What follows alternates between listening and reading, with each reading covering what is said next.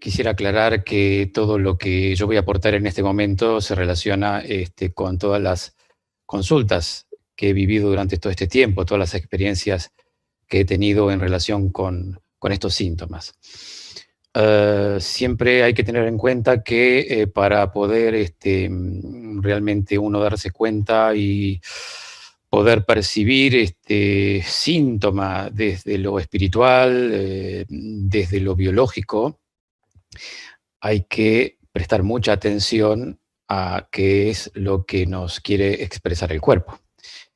Siempre digo que descubrir el sentido de los síntomas, las dolencias, las convalecencias, realmente es maravilloso. Por lo menos para mí, descubrir el sentido de todos los síntomas, y como siempre digo, es realmente apasionante. Pienso que no se trata de creer en Papá Noel, en los Reyes Magos, sino realmente de descorrer un velo súper importantísimo de cómo funciona el ser humano. Se sabe que ya, hace miles de años, la humanidad ha experimentado que en conclusión todas las enfermedades tienen un origen psíquico, algo que ya está afianzado y que es una verdad netamente científica y, y que ya muchos sabemos que todas las enfermedades, sean cuales fueran ellas, quiero decir, responden a conflictos precisos que pueden afectar a órganos precisos. También, aparte de nuestras enfermedades, tenemos las llamadas o, entre comillas, temibles enfermedades mentales. Desde nuestra ciencia, desde nuestra mirada, no existe las enfermedades mentales, sino que también todos los síntomas de comportamientos corresponden digamos, a expresiones espontáneas que se dan desde lo psíquico, pero que responden a conflictos biológicos, como los síntomas de enfermedades, inflamación, dolor, estado febril, tumores de reparación, tumores que salen en el cuerpo en una fase conflictiva, en una fase activa.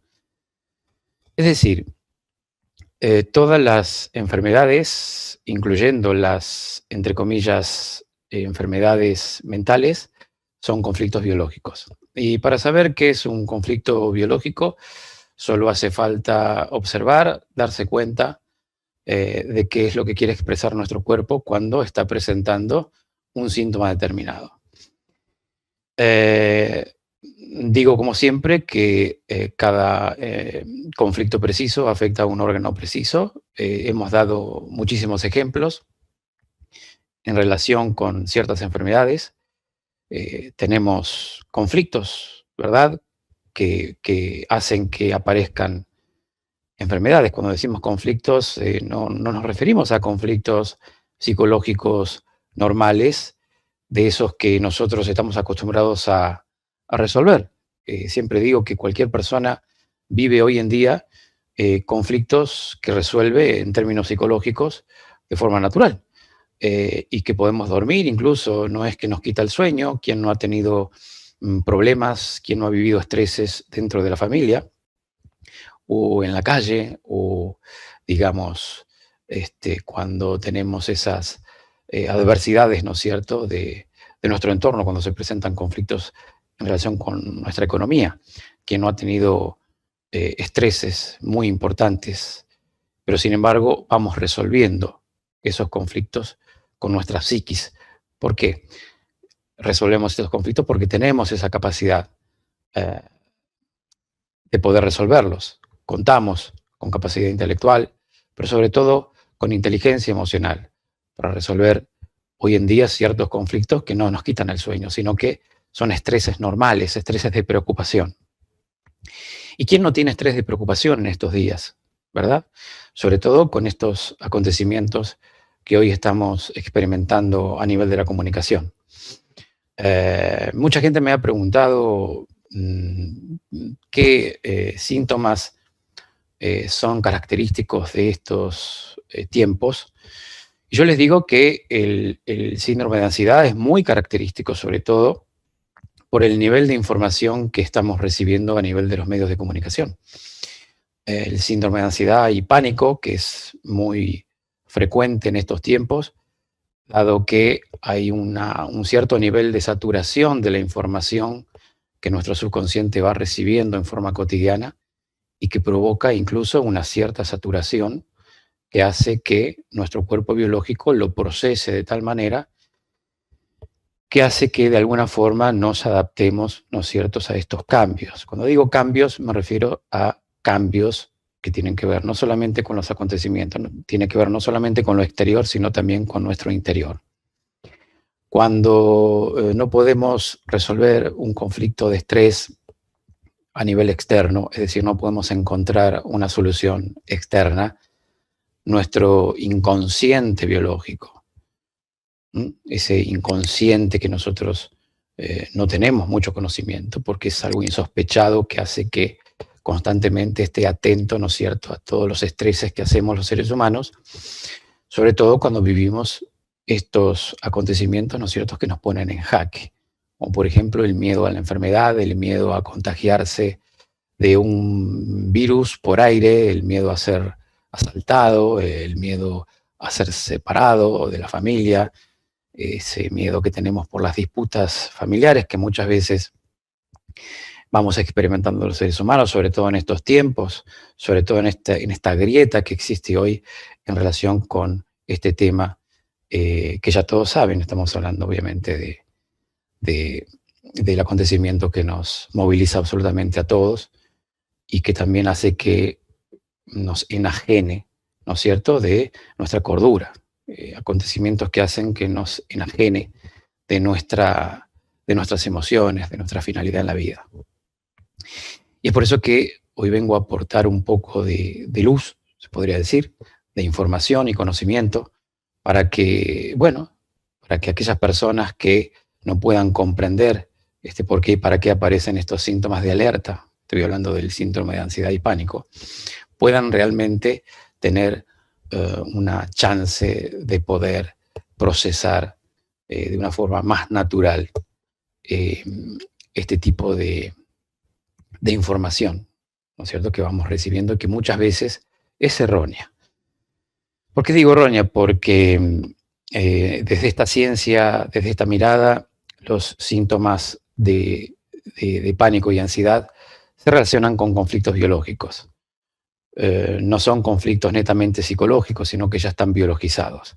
Y como están biologizados precisamente, nosotros le llamamos a estos conflictos de síndrome de ansiedad y pánico constelaciones esquizofrénicas, esquizofásicas y o esquizofrenoides, como le querramos llamar. No dejan de ser conflictos biológicos. ¿Por qué digo biológicos? Porque en cierta parte de nuestro cerebro ya está biologizado el llamado y conocido foco de Hammer, ¿no es cierto?, el gran descubrimiento de este médico oncólogo alemán que hizo realmente movilizar en todos los ámbitos de la medicina científica oficial esta información que puso en jaque, obviamente, a la medicina científica oficial en su momento y que hoy lo sigue haciendo de alguna manera. Esta información es vital porque sabemos que todas las enfermedades corresponden a un conflicto biológico. Entonces, si hablamos de conflictos biológicos, decimos que nuestro conflicto biológico ya está biologizado y sobre todo en una zona específica de nuestro cerebro. Allí se puede observar claramente la mutación cerebral, ¿verdad? El shock emocional que experimentamos los seres humanos cuando vivimos conflictos inesperados, cuando vivimos acontecimientos inesperados que nos toman a contrapié y que no podemos en ese momento descargar el estrés por falta de capacidad, por falta de inteligencia emocional precisamente, y sobre todo por este sistema de creencias, ¿no?, que tenemos todos los seres humanos, las programaciones cerebrales que tenemos los seres humanos en función, ¿no es cierto?, a acontecimientos que no sabemos cómo procesar, sino que vamos directamente al impacto, vamos directamente al choque casi siempre, y sobre todo cuando estos acontecimientos se relacionan directamente con nuestra propia supervivencia. Es por eso que decimos que todas las enfermedades son programas biológicos de supervivencia. Sí, no existiría la enfermedad si no existiría esta necesidad de cubrir tan importante de la supervivencia. O sea, no podemos escapar a la biología. Absolutamente todos los síntomas de comportamientos de estrés y o enfermedades responden siempre a programaciones cerebrales, responden siempre, como siempre digo, a 7 necesidades básicas que hay que cubrir y que cuando no lo hacemos aparece el estrés. Estas necesidades, para mencionarlas, podamos enmarcar este síntoma que a continuación voy a desarrollar, para que tengamos en cuenta en qué casillero podemos ubicar el síndrome de ansiedad y pánico. Tenemos 7 necesidades básicas por las cuales el ser humano se enferma: alimentación, reproducción, defensa del territorio primitivo, valorización, comunicación, identidad y pertenencia. Digamos que estos son todos los conflictos biológicos arcaicos que afectan a humanos y animales por igual. Por eso cualquier experiencia que nosotros vivamos, sea cual fuere, en términos emocionales, siempre se van a encasillar en estas realidades biológicas, como siempre digo. No podemos escapar a la biología. Cuando vivimos estos conflictos, que son biológicos, aparecen síntomas que corresponden a esos conflictos, y estos síntomas obviamente tienen un sentido: cubrir la necesidad que nosotros no estamos pudiendo cubrir a nivel psicológico. ¿Y qué es lo que pasa cuando nosotros se nos enciende un cierto estado de alerta en donde probablemente aparezcan síntomas de huida? Como siempre digo, hay 4 comportamientos que la madre naturaleza tiene ante el peligro: ataque, huida, inmovilización y sometimiento. No hay otra forma de reaccionar cuando hacemos estrés y nos confrontamos a una situación que no esperábamos. O huimos, o atacamos, nos sometemos o nos paralizamos. Pero si no lo hacemos, si no pasamos a la acción, nuestras células lo hacen por nosotros. Entonces vamos a ver que hay diferentes tipos de arquetipos celulares que responden exactamente a estas frustraciones en la acción del ser humano. Cuando no podemos huir, y en verdad que quisiéramos hacerlo, pero no podemos, y estamos en ciertos niveles de estrés, puede que aparezcan ulceraciones, ¿no es cierto?, en nuestros tejidos. Es decir, las células huyen, que significa que ulceran en una fase conflictiva, en una primera fase. Luego de que el cuerpo se relaja, de que pasa la tormenta, aparecen las reparaciones. Entonces esas ulceraciones vuelven a rellenarse. Bueno, esto es lo que enseñamos en los seminarios, que tenemos 4 teclas de la biología que funcionan al 100% y sin ninguna excepción. Estas teclas corresponden a estos 4 comportamientos que la madre naturaleza encuentra ante el peligro. Entonces tenemos, por ejemplo, ulceraciones, abrir espacios dentro de los tejidos. Eso lo hacemos cuando hacemos estrés, cuando estamos en un cierto estado de alerta. Podemos ulcerar, por ejemplo, el estómago, y pueden aparecer ulceraciones del estómago. Pueden aparecer úlceras, y esas úlceras suceden únicamente en la fase conflictiva, en la fase de estrés. Es por eso que cuando vivimos un conflicto en relación con el hecho de no poder digerir, un conflicto inaceptable, un hecho que es totalmente indigerible, inaceptable para nosotros, algo que quisiéramos rechazar, vomitar, expedir, algo que quisiéramos vomitar, pero no podemos, entonces lo hace la biología por nosotros. Entonces aparecen síntomas, por ejemplo, ¿cierto?, para expulsar ese bocado indigesto que metafóricamente nos hemos comido. Es por eso que las ulceraciones, por ejemplo, hacen que se abran espacios dentro de los tejidos del estómago.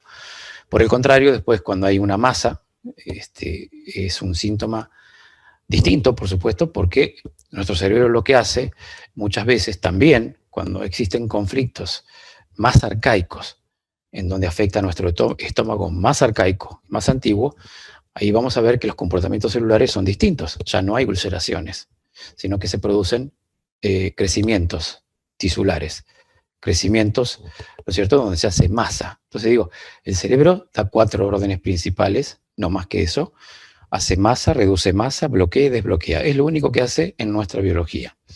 ¿Y qué es lo que pasa cuando nosotros, por alguna razón, inconsciente o consciente, se enciende este estado de alerta? Este estado de alerta en donde la sensación es querer huir, pero no saber dónde, que es cuando vivimos este síndrome de ansiedad o pánico.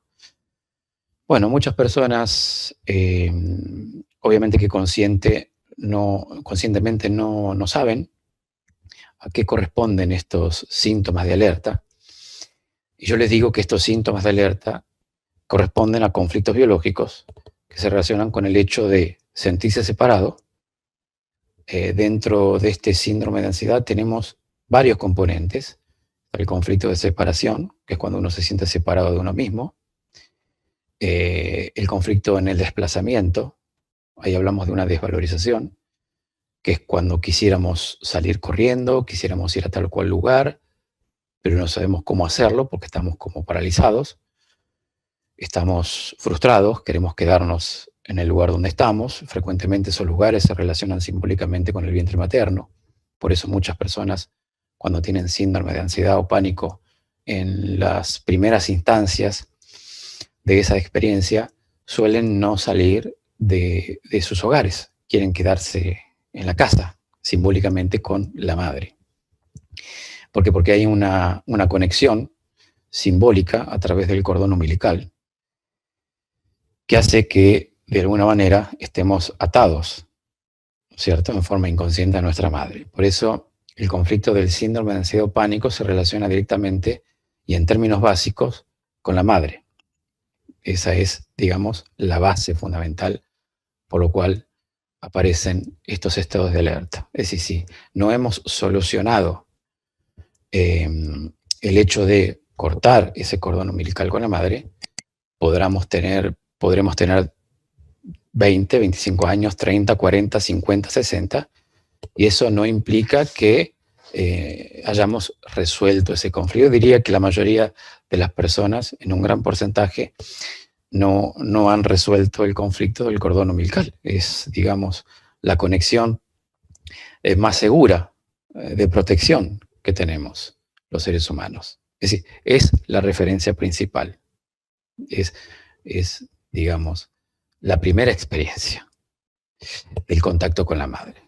Entonces, ahí radica principalmente el origen de estos síntomas de alerta, ansiedad o pánico. Después le podemos agregar y vamos a encontrar algunas combinaciones, como el conflicto en el desplazamiento, que se agrega al conflicto de la madre, el conflicto de separación de uno mismo.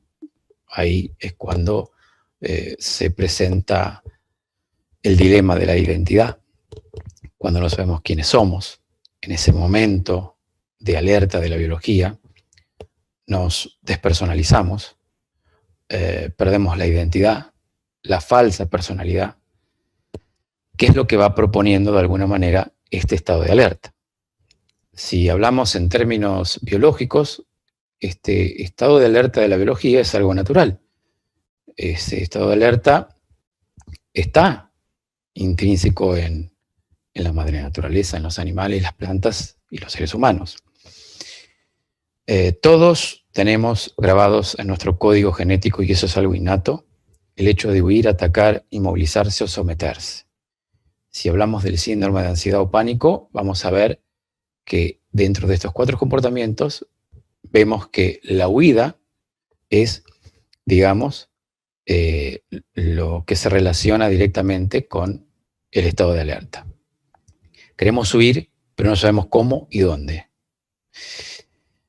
Necesitamos el contacto, es el conflicto biológico, la necesidad de cubrir es el contacto para sentirnos protegidos y seguros. Por eso es que digamos, la primera sensación es volver a casa. Muchas personas suelen salir al exterior y suelen experimentar ciertas agorafobias que de alguna manera estas agorafobias se relacionan obviamente con el conflicto original, que es el síndrome de ansiedad. Se va derivando en diferentes comportamientos de estrés. Una de ellas es la agorafobia, que son las personas que no pueden estar en espacios abiertos. Y hay personas que no pueden estar en espacios cerrados. De hecho, hay personas que tienen ciertas fobias cuando se encuentran, por ejemplo, en un ascensor. Muchas personas vienen a descodificar estas fobias que son inconscientes y que se corresponden también a conflictos en relación con la madre, conflictos que se relacionan directamente con el vientre materno. Muchas personas, muchos seres humanos, han pasado por estas etapas de encierro, ¿no es cierto? Sobre todo en la primera etapa donde, eh, donde nuestra madre puede vivir algún tipo de estrés emocional durante el parto o el embarazo, y es por eso que ese tipo de estrés psicológico se transforma en biológico, es decir, pasa a la biología, a la sucursal muchas veces, y cargamos muchas veces con esos programas. Y es por eso que tenemos programas inconscientes, claro que sí, programas que no nos pertenecen. Esos programas son inconscientes y se pueden descodificar. Cuando el cuerpo genera más adrenalina y cortisol de lo normal, es porque la biología nos está preparando precisamente para huir. Es decir, si observan cuáles son los síntomas que aparecen en el momento del pánico o ansiedad o explosión de adrenalina, vamos a ver que la naturaleza busca una forma de que nosotros podamos sobrevivir. Una de ellas es, por ejemplo, la hiperhidrosis. Las manos transpiran, el cuerpo puede transpirar en ese estado de alerta, en ese estado de alerta de huida. Es decir, la biología nos prepara para huir. Ahora, ¿qué hacemos en ese momento? ¿Huimos o no? Muchas personas no lo hacen. Algunas pueden salir corriendo. Eso bajaría el estrés. De hecho, lo que nos propone la biología es que salgamos corriendo cuando sentimos ese estado de alerta. De hecho, viene para eso, ¿no? Para huir. Como no sabemos a dónde y por qué hay que huir, pero la biología nos prepara porque hay que tener en cuenta que nuestro inconsciente biológico no tiene en cuenta para nada lo intelectual, el análisis, la psicología. Lo que sí tiene en cuenta son las sensaciones, las vivencias.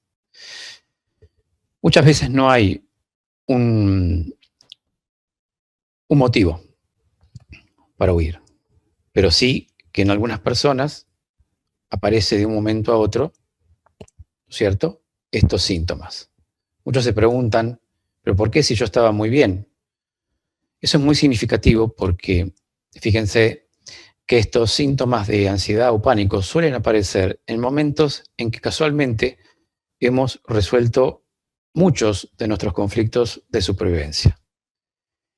Eso ocurre porque cuando vamos resolviendo algunos de nuestros conflictos en la vida, nos vamos relajando, vamos viendo que aparecen nuevos conflictos para resolver, y casualmente cuando muchas personas se encuentran muy bien, paradójicamente, suelen experimentar este tipo de síntomas. Si ustedes le preguntan a una persona cuándo apareció por primera vez en la vida este síntoma de alerta, van a ver que siempre son en momentos positivos. Y esto sucede porque cada persona tiene una finalidad en la vida que puede prevalecer sobre otras personas, en el sentido de que no porque sea más importante una finalidad que otra, sino porque para nuestro subconsciente ha llegado el momento de poner toda esa energía en algo mucho más importante. Y cuando ocurre eso, la persona muchas veces puede darse cuenta, puede percibir ese mensaje y se pone en acción. Entonces, toda esa adrenalina y cortisol tendría un sentido si la persona se pone en acción inmediatamente para cumplir sus sueños, su finalidad.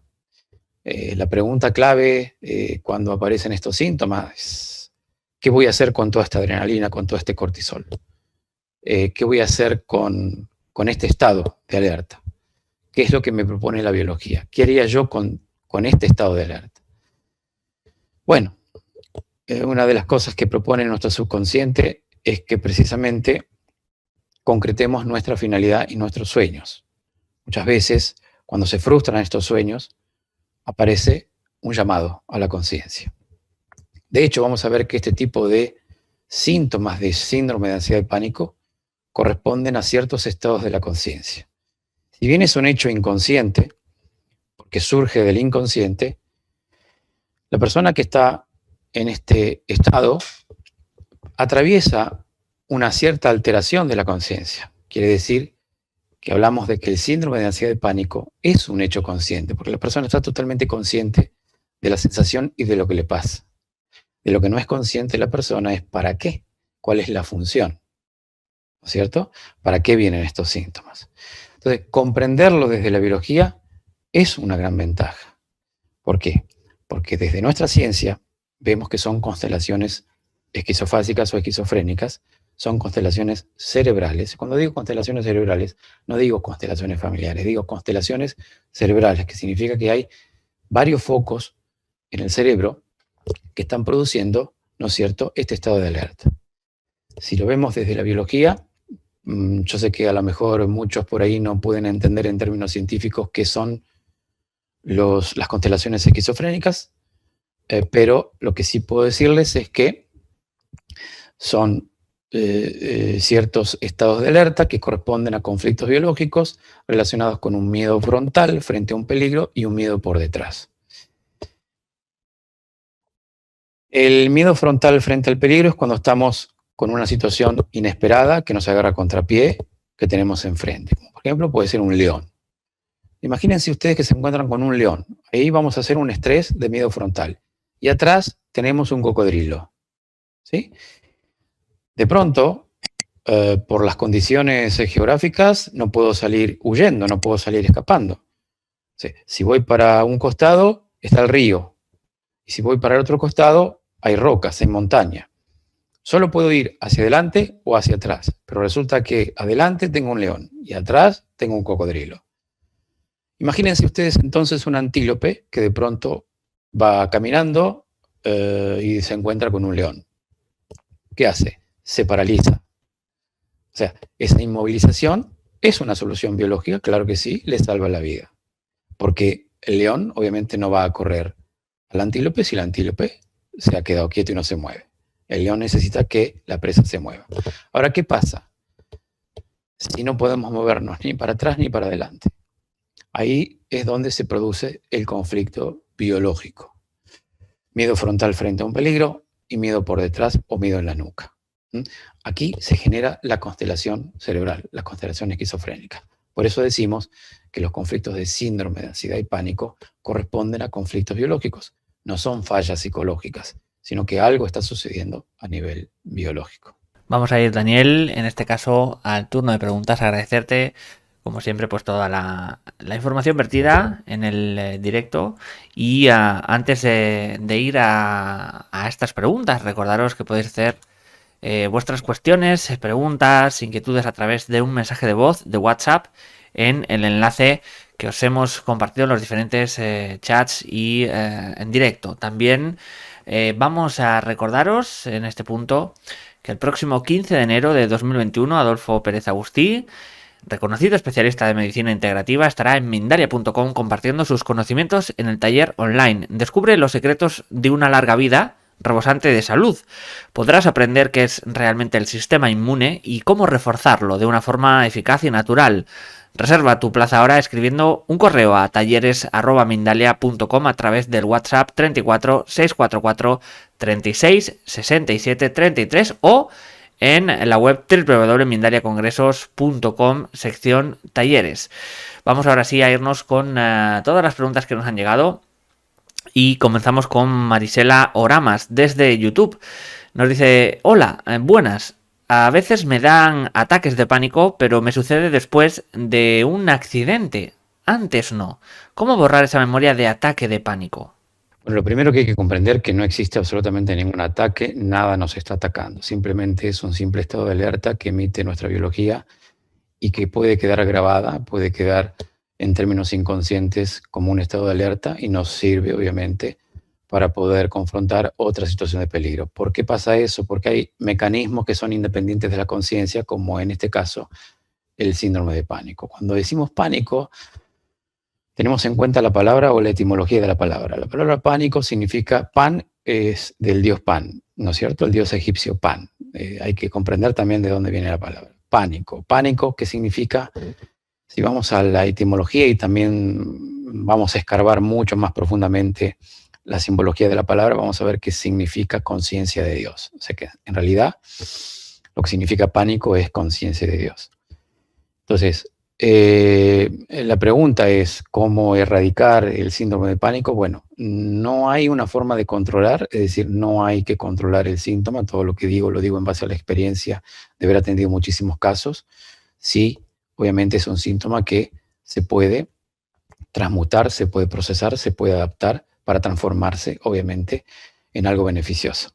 Entonces, por eso digo que a raíz de ciertos acontecimientos como pueden ser accidentes, por ejemplo, situaciones de mucho estrés, puede quedar grabado este estado de alerta que no dura más de 15 o 20 minutos. Lo importante es que tengamos en cuenta que cuando aparecen estos síntomas, puede también aparecer una especie de frustración, porque muchas personas están convencidas o creen o le hacen creer que es un síntoma que deben controlar. En realidad eso puede provocar más estrés, más frustración, más sentimientos de separación de uno mismo, culpabilidad, por el hecho de que uno cree que tiene que controlar y a veces hay personas que no lo pueden hacer. Por eso digo que lo mejor que hay para estos síntomas es dejar que pase la tormenta, amigarse con el monstruo, entre comillas, porque este monstruo nos viene a guiar en este mundo. No pasa nada con el síndrome de pánico, no hay absolutamente nada grave que está pasando en el cuerpo. Esto mucha gente no lo comprende. Hay que tener en cuenta que es un síntoma que lo que hace es acelerar el sistema cardiovascular, produce una especie de sobreoxigenación en el cuerpo, no ocurre absolutamente nada luego, lo único que hay es un cierto cansancio, un poco de fatiga y nada más.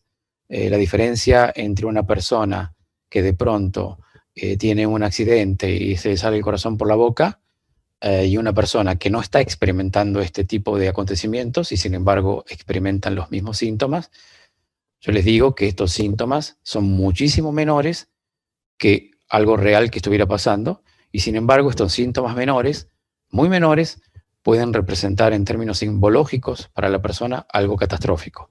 Ahí es donde tenemos nuestra sensación, nuestras vivencias, nuestra interpretación metafórica de lo que creemos que nos está pasando. Si hacemos la comparación, vamos a ver que no pasa absolutamente nada. Si nos sale el corazón por la boca, no pasa nada. Eso pasaría en una situación absolutamente normal. El tema es que las interpretaciones que hacemos de estos síntomas pueden corresponder siempre a ciertas programaciones que ya tenemos en el cerebro y que siquiera no nos pertenecen, sino que pertenecen a nuestros ancestros o a un conflicto del inconsciente colectivo social. Por eso digo que se quede tranquila, porque estos síntomas no hacen absolutamente nada. Nadie se ha muerto de un síndrome de ansiedad o pánico. Simplemente hay otros síntomas, ¿verdad?, que sí pueden ser o pueden complicarse, pero no este síndrome de ansiedad o pánico. Por eso digo que es una especie de afinación del instrumento biológico. Poder comprender esto es una gran ventaja. Continuamos con José Campuzano desde México y a través de YouTube nos dice qué nos recomiendas para poder cuidar el sistema inmune de lo que sucede actualmente, para no caer en el miedo, las noticias, etcétera, para que como humanidad podamos trascender esta situación. Puede que sigan ocurriendo estas cosas. Estamos en estos tiempos en que se separa la paja del trigo, por eso hay que tomar conciencia y saber, ¿no es cierto?, qué tipo de información vamos recibiendo. Eso en principal. Para poder realmente adaptar y procesar este miedo que mucha gente tiene por falta de conocimiento e información, lo mejor que podemos hacer es investigar y explorar esta información y conocimientos, obviamente por canales que no son oficiales. Tenemos muchísimos canales holísticos, ni hablar, Mindalia y tantos otros, para que ustedes puedan realmente verificar, encontrar esa información simbólica y sincrónica que seguramente va a llegar a sus vidas. Solo hace falta tener la intención de buscar la información. Pero si no hacemos nada, vamos a estar de alguna manera atentos en forma inconsciente. La información nos va a seguir. No nos olvidemos que cuando tenemos miedo a la cosa, aparece la cosa para que dejemos de tener miedo a la cosa. El miedo a la cosa trae la cosa para que se deje de tener miedo a la cosa. Así funciona en términos de la información también. Daniel, vamos a ir con un testimonio de una espectadora a través de mensaje de voz, que lo creía conveniente, me parece también bonito, ¿no? Que los espectadores también nos cuenten más allá también de preguntas, así que ahí va, lo soltamos, dame un segundito y ahí va. Buenas tardes, Daniel. Soy Maite desde España y decirte que soy una fiel seguidora tuya. Comentarte que mi marido David fue diagnosticado de esclerosis múltiple con 45 años. Decirte también que con 23 su primera mujer falleció en un accidente de coche. Su abuelo se suicidó en ese mismo año. Él ahora mismo se encuentra estable, camina por sí solo con ayuda de un bastón. Gracias, gracias, gracias por ayudarnos a encontrar el conflicto emocional de esta enfermedad. Un abrazo enorme, Daniel, y un beso. Gracias por toda la ayuda que nos das día a día. Gracias. Con mucho placer, con mucho placer. Ahí estaba ese testimonio. Siempre, bueno, también dentro de nosotros está comunicar también a todos a los demás espectadores pues estas semillas de luz y estas dentro de lo que cabe buenas noticias, ¿no? A través de todos estos testimonios de espectadores, así que agradecer en este caso y proseguir en este sentido desde YouTube. Nora Cejas de Argentina nos dice: mi pregunta es si la ansiedad y el pánico son parte de la misma programación de la fibromialgia y cómo revertirla. Gracias. No, son conflictos biológicos totalmente distintos. La fibromialgia reúne varios conflictos que en combinación dan la resultante de la fibromialgia. Fibro, músculo, significa algia, dolor, dolores musculares. No, los síntomas de ansiedad y o pánico son simples estados de alerta de la biología. Se encienden por alguna razón inconsciente o consciente. Habitualmente siempre aparece en la vida de la persona en términos espirituales para un cambio, un gran cambio, una gran transmutación. Precisamente el hecho de tener el síndrome de ansiedad o pánico, si lo usamos en términos de beneficios, vamos a ver que tiene un sentido, por supuesto. El sentido es cambiar, es la transmutación, es hacer algo realmente mucho más importante en la vida en términos de acción, por supuesto, porque fíjense que, como vuelvo a repetir, el síndrome de ansiedad se relaciona con un conflicto en el desplazamiento, un conflicto de separación. Son dos conflictos biológicos, un conflicto de identidad. Por eso este síntoma aparece muchas veces para despersonalizarse a propósito, para perder la identidad, para tirar a la basura toda esa falsa personalidad, para encontrarnos con el Dios interno. Por eso digo que pánico significa conciencia de Dios. Es el hecho de enfrentarse al Dios interno de cada uno, para no decir que todos, en el fondo, somos Dios, que no se malinterprete lo que digo, pero es tomar conciencia de que nosotros somos los únicos responsables de nuestros pensamientos, de nuestros estados emocionales, de nuestras acciones. Entonces, este síndrome también aparece en forma sincrónica en la vida de la persona, para que la persona se dé cuenta y tome conciencia de Dios. Tome conciencia que no hay ni papá, ni mamá, ni familia, ni nada, solamente estamos nosotros. Y vuelvo a repetir, cortamos el cordón umbilical.